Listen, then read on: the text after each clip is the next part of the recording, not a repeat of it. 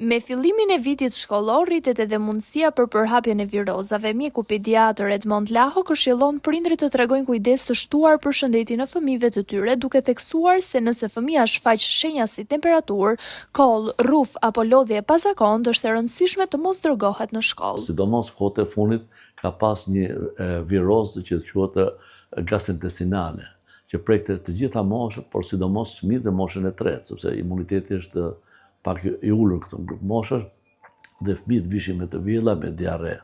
Tani me që filloi dhe shkolla, atëherë duhet shumë kujdes prindërit që t'i nisin fëmijët të rregull, nëse radh parë nëse fëmia e smur, mos e çojnë në shkollë, sepse mund të smurë fëmijë të tjerë.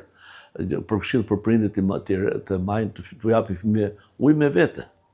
Ujë me vete ose lëngje nga goja që t'i përdori fëmia.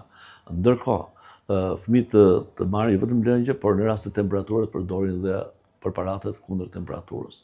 Nëse një fëmijë është i smur, ai s'do të shkojë në shkollë.